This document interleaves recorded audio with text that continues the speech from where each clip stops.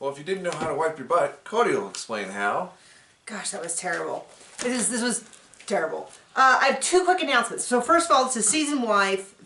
Season Wife? It's Season Wife. Sister Wives. Season 15, Episode 5, Polygamists in a Pandemic. Or how to take bad TV with your cell phones. Two quick announcements. One is that starting last week, I went back and I put in this season, in the descriptions, links to Sister Wives past seasons. You can go all the way back to the beginning and rewatch season 7 on. Some of the video descriptions are wrong because I went off of what the internet said and they had combined or broken up seasons. So, but the playlists are labeled correctly. And so you can go all the way back and watch it with us. So all three of you are welcome. Yeah. And what's kind of fun is you can actually see the growth of our family. So when we started the season, the very first season, I had this chipmunk face because I had a miscarriage. And then you can go all the way through, see our son being born. You can then see me chipmunk again because I had another miscarriage. But it is kind of fun if you want to go all the way back to the beginning. And yes, someone was like, is this so people know that you haven't always been a huge Mary fan? Yes, you can experience it with us.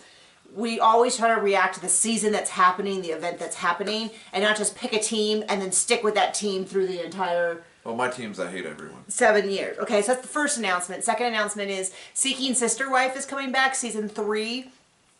I will likely be recapping it. Someone else has decided that they don't want to. And so many of you have already expressed that he's your favorite part of the recap, so I apologize. Get better taste. But you can comment, but he doesn't read the comments. I do, so those comments about how you don't like me, not my favorite, but there you go. Anyway, so here we are with the pandemic. There's a note at the beginning saying that they're going to do cell phone footage and remote controlled video and stuff like that. And wow. It's like watching a documentary about coronavirus from just your weird uncle. Because like Cody's explaining it to us.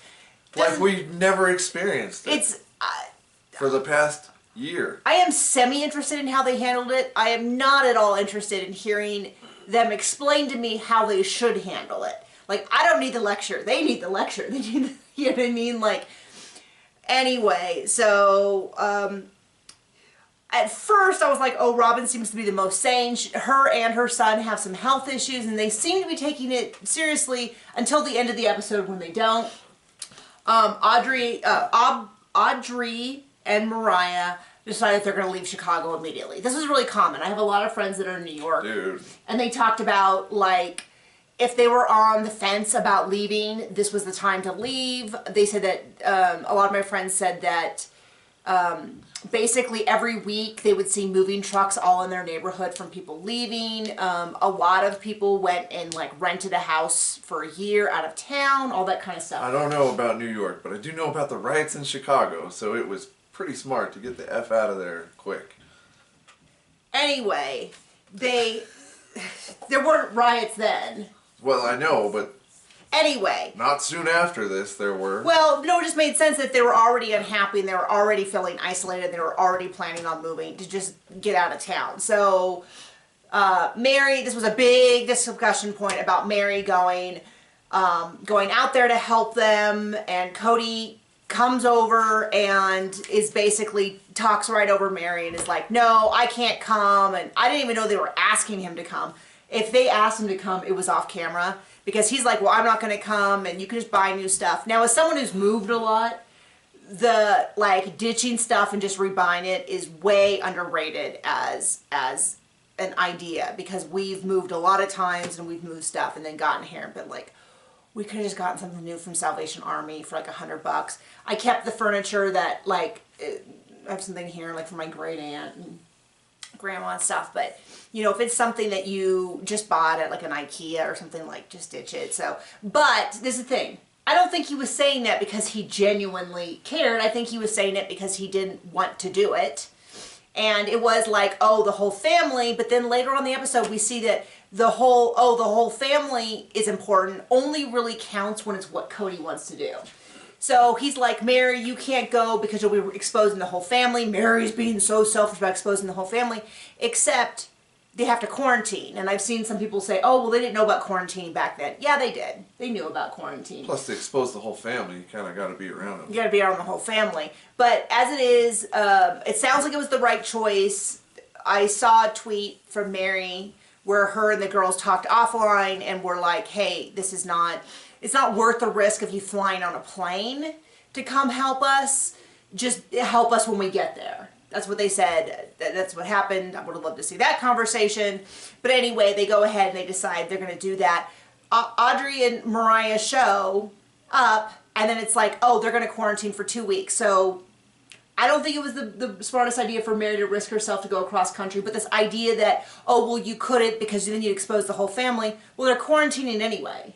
And then it's really funny. That little dog just apparently adores Mary, and so all we see the rest of the episode is Mary lovingly holding her little dog, which I understand. I have a little dog too, so I thought that was kind of funny. She's just zoned out the rest of the time. Anyway, so there's that. This was like a, then there was the toilet paper discussion. I'm gonna tell you the truth. We fast forwarded through it. I couldn't stomach it.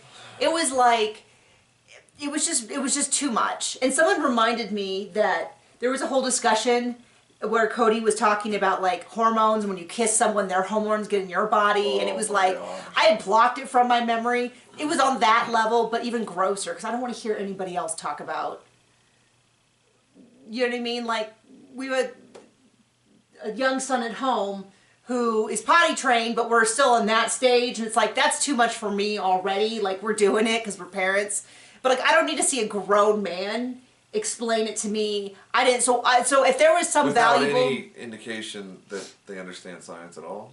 I don't know. It was just we just fast forward through it. I was like, no, thank you. I can't do this. So that's on the level of, and the water makes the frogs gay. It was just really weird. So and this is the whole thing, is that I don't mind seeing how they handle the coronavirus, but them explaining it to me and the risks was like a bad editing choice on TLC's part. It's like, let's have a documentary explaining it, but not,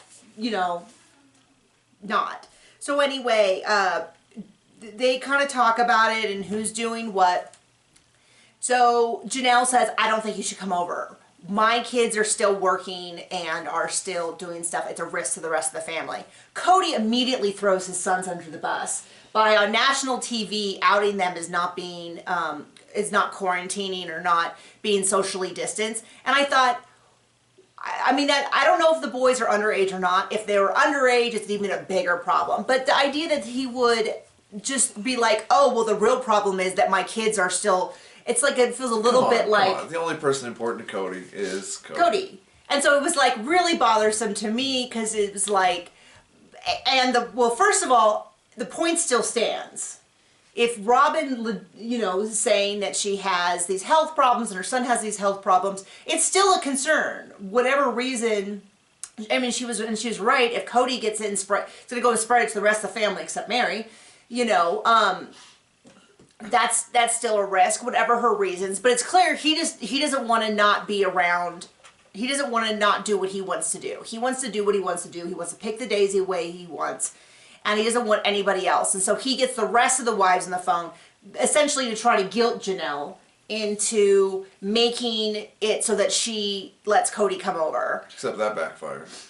Kind of. Robin, of all people. I'm like, flippy floppy Robin, a few minutes ago she's talking about the seriousness and protecting her kids, and then the next second she's like, oh, well, you can't keep Cody from his kids. Okay, well, there is I know a lot of people who quarantine from their own family because their spouse had a high risk thing and they were an essential worker, and they did that to protect each other. I know a lot of people who had to do quarantines to try to make sure that their family was safe. We went nowhere. My mother-in-law, who lives with us, we've said numerous times, has some very severe health issues, and so we didn't have to go out for any reason because we work from home, so we haven't. We've just stayed home. I know that's not something that everybody can do. We're super interesting. I know, and I don't want to rehash. What I felt like this episode is that trash. Wherever you are on the spectrum of like being super careful, thinking it's all overblown, regardless of where you are in that spectrum, you've had difficult conversations with people who don't feel the same. Either, you know, you're an essential worker and this is, or this or whatever it is. But it was like, let's take that same feeling of frustration that you have with other people who don't understand your point, and then let's make a show about it. And it's like, this is not what I want for my entertainment. But they're all over the place. Janelle's like, this is how I feel. Cody's like, it's those kids of his. Let's throw them under the bus on national TV for my paycheck so that I don't have to do something I don't want to do. And I was like, oh gosh, you know, okay. I hope they're getting the paycheck for this episode. And then like there was a whole thing where Cody was, you know, saying, oh, I was telling Mary it was going to be okay, but not once did he actually say it was going to be okay. But they're doing this family thing. He's talking about how everyone's interrupting each other, and he's clearly frustrated because Janelle has told him no. And Janelle, in general, is really easygoing, and whatever Cody wants, she's like, sure, why not, you know, and she's not like, oh, whatever you say. She's just like, yeah, okay, whatever, that'll do. And I think that's why she's one of the favorite wives among the viewers, is that she's just really easygoing. I think it's the reason why her and Cody still get along really well, even though he's having problems with, you know, doesn't like Mary, is mad at Christine, adores Robin, does whatever Robin says. And then I think Janelle makes that cut because she's just like, sure, whatever. Oh, you want a single house? Okay, I'm interested in the idea. You know, that whole like, I'm not moving my kids. Okay, well, I guess if everybody else wants to, I'm going to move my kids. And clearly, based on the preview for next week, some of the kids are still mad about that. But anyway, Janelle is just like, no, I think this is too much of a risk for the rest of the family. And Cody's really mad about it. And he wants to try to get the other wives to guilt the wife. And this is where that whole like dynamics that they claim just kind of falls apart, because he's like, you guys are just talking about my body. No one's talking about your body, dude. Like, that's, first of all, The only person talking about your body is you and your butthole. The way that he said that gave me full body creep out, because I was like, what he was implying was they were discussing his sex life, and I was like, I don't even want to think about how often he's actually having any of that. I know, right?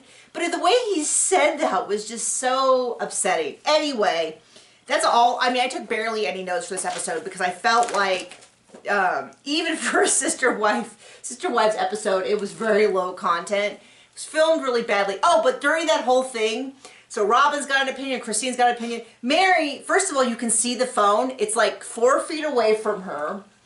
And she's just holding her dog, and she's just petting. I don't know whether that was a deliberate choice just to show how, I mean, he's not visiting her anyway. It's not her opinion. I think that she really feels like she shouldn't, I think that there's two factors. One is she can't give her opinion. Cody already hates her. My guess is that my guess is that usually when she doesn't say anything, it means that she has the opposite opinion of Cody, but she's not going to take extra heat. Not when the other wives, you know, like, so I think she's just like, whatever, she shouldn't be involved. And so she's just petting with the dog, or whether she just forgot because they're filming remotely with cameras that she didn't realize like she would be on the screen the whole time. And she figured, oh, no one's gonna. Anyway, so there's that. I couldn't really even follow the conversation of who was on what side. I don't know. I don't know the whole thing. I don't know. So there you go. Wow, this season, does anybody know how long this season lasts? Because I can't imagine we're going to be able to drag this out for like 10 episodes if it's all filmed on their phone and it's all Zoom conversations of people yelling at each other. Anyway, that was the episode. Bye.